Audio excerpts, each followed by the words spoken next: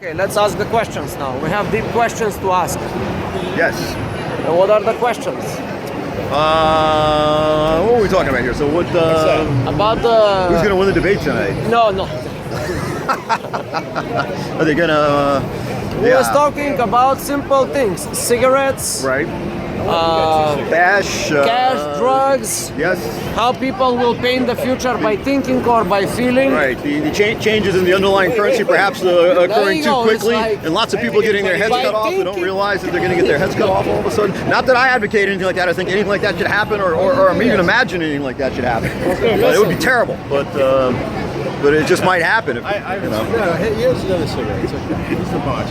Anyway. You have a light? What is your suggestions how people should be paying in the future? $1 for you. I don't know. I want to. Huh? $1 more. $1 more for me? Yeah, it's always $1 more for me. It's like coinkidi.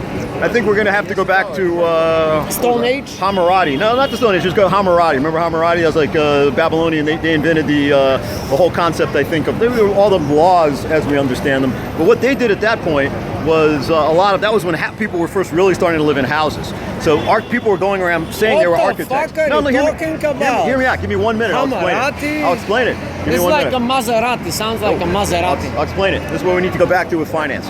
Okay. So this is the first laws were written, and at the time in Babylonia. Let's get out of this line because they're gonna smoke us. And I'm just quoting Nassim Taleb, who wrote the book The Black Swan here, because he talks about this. But I looked it up and I got into it. So when those laws were written, at the time, a lot of people were just getting into houses. People hadn't been living in structures up until then.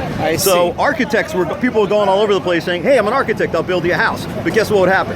After like a month, that house would fall in and crush the guy who was sleeping in it. He'd die. Do you have insurance? They didn't have any insurance. But this was the insurance, what I'm telling you about. I'll finish up in 1 minute. So King Hammurabi said, we're going to write into the code the idea that if you say you're an architect and you go to somebody and you build their house and it falls in on them, we're going to track you down. We're going to send the fucking posse out. We're going to drag your ass back here. We're going to dig a fucking hole, stick you in the fucking hole, and bury your miserable ass alive. And after like another year, nobody was building houses that fell down. Everybody could sleep because everybody who built a house, those houses stood up. Nobody was building bad houses. And guess what? Even to this day, recently in like, what are the countries in South America? It was like Brazil or something. The airlines were crashing planes, so they put a rule in there that said the inspectors had to at least once a month fly on the fucking planes. All the crashes stopped. This was just like last year. Fantastic. You're into the lecture, which is not mine. That's Nassim Taleb. I have a few comments on that. Now listen to this. That's very important. First of all, I see this is the inception of capitalism. Like when you set up a company and it says LLC. Right. And the most important thing is the last word, liability. Right. Liability. Right. It's not just for profit. Right. Right. Right. Let's the rich get richer, but they also should have accountable and liable. Right. What happened right now in the current world, I don't think they have any liabilities for their actions or accountability. However, so they are not operating honestly. Yeah, but we both know that's not because people are allowed to form corporate shields. That's because the laws have been tweaked to make certain things legal that may not have been even legal 20 years ago. Whatever, derivatives or all kinds of things that are just a fucking roadmap for creating irresponsibility. I think you probably agree with me on that. It's not that people can incorporate. I'm on that too. So it's a piercing corporate shields. Yeah, there might be an element of I don't know if that's really the answer. Maybe some kind of clawbacks, or maybe not. I don't know, but definitely accountability. Just people having skin in the game. As again, the guy I was just quoting about the Hammurabi stuff talks about the fact that people in business, the only people you can trust are people who actually do have skin in the game. Trump. He's a real Hammurabi guy. He builds buildings, they fall apart, and nobody held him responsible. Did that happen?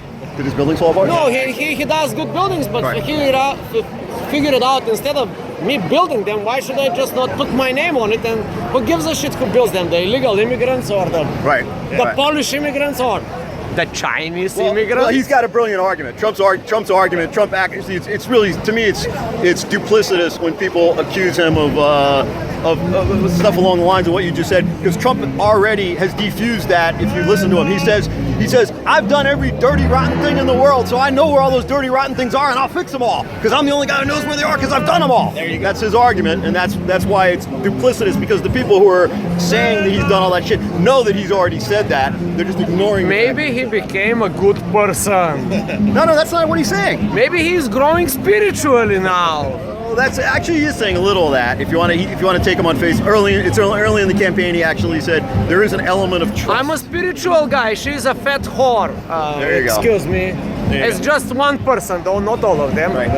Well, early in the campaign, he said there's an element of trust here and going. I mean, that's as far as he took. I thought that was funny. It's true. Yeah. What else we can discuss? I don't know, but I was just having a conversation with a woman, and I said, I understand he could just go grabbing pussy, but you have to, with a guy like me, we're not all Donald Trump. I have to rub the woman's back for like an hour, rub her arms or whatever before. I can't just grab pussy. That's fucking assault. Maybe he could do it, but if I do it, that's fucking. So I have to know she's comfortable with this before I get there. This guy, I understand he's speaking from Trump. I think you gotta work slower, man. You are too fast to grab some shit. Works like talking about the pussy grabbing, not how fast I'm talking, right? Oh, I'm sorry. Yeah, you are talking too fast. Oh, Good talking morning. too fast. Yeah, I think if you parse through it all at half speed, you'll spend hours finding out the wonderful brilliance of what I'm saying. But maybe I can slow it down. This channel is for anyway. By the way, this channel is for not very intelligent people, so we can enjoy the really? controversies of life. For not very intelligent people. Yeah. Okay. All right. Man. I think there is a brilliance in stupidity somehow. Sometime, Perhaps.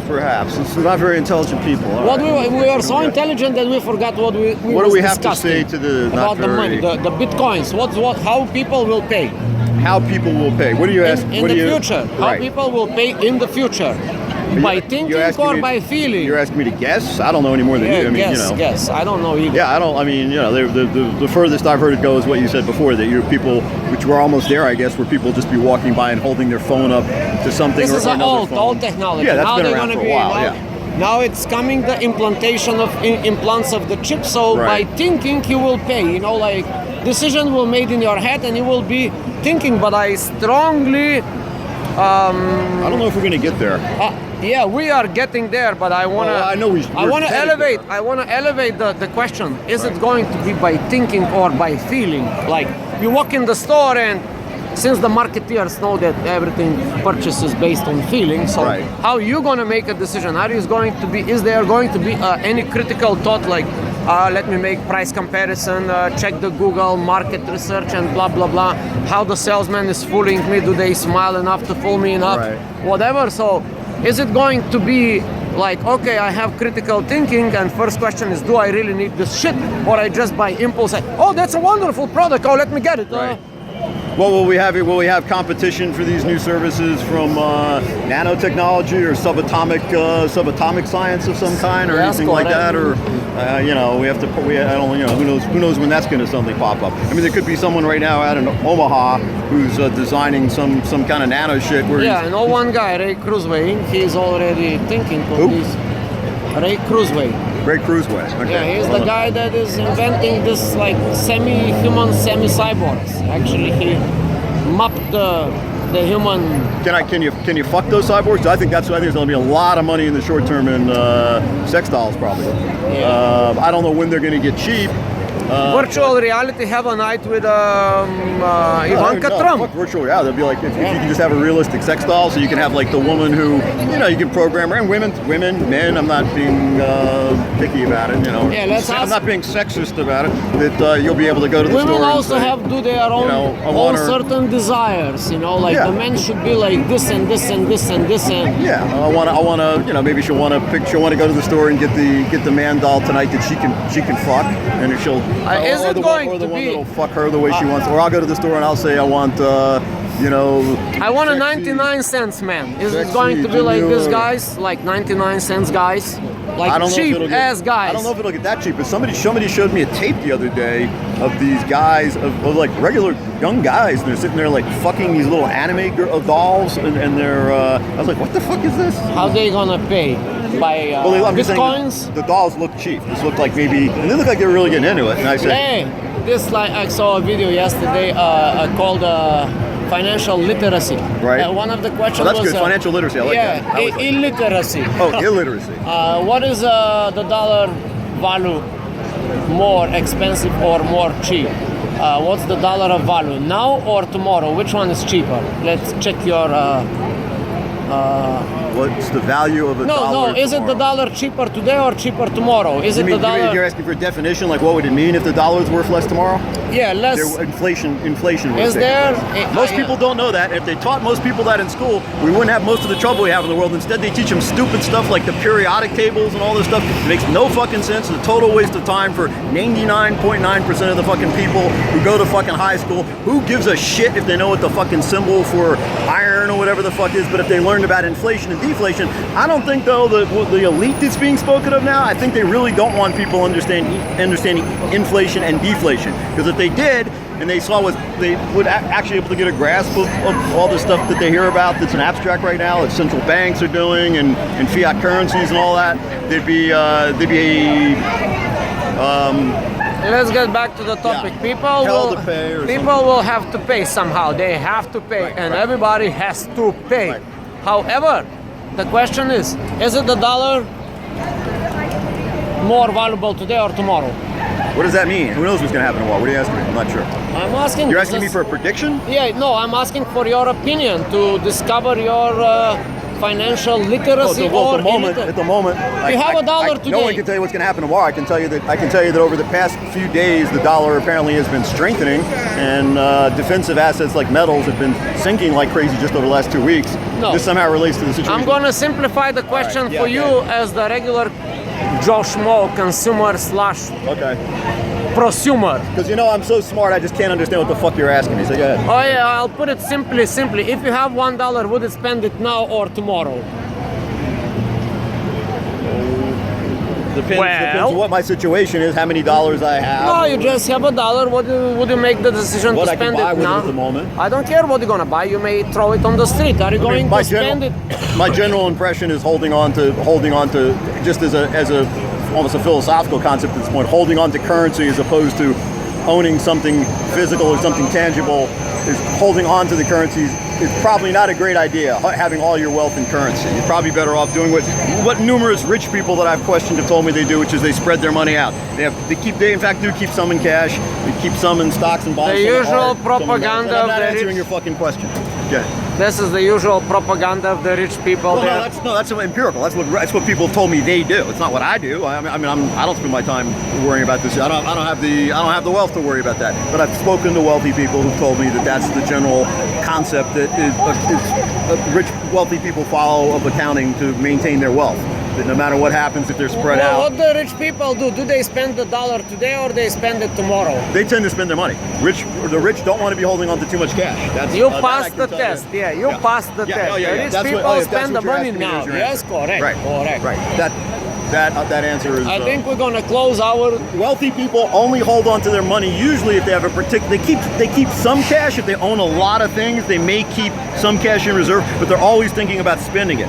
And I think that's what you just told me you're getting at. They're always thinking about spending it because they know that currency is always, the value of actual government currency is always diminishing because the rich, are always making the government print more money to bail them out of their worthless schemes that are going bad. They're Ponzi schemes like the subprime crisis or whatever it is. And we've got trillions and more dollars of cash and derivatives and every other fucking thing in the world. So here endeth the fucking lecture. Fantastic. That was good. Subscribe.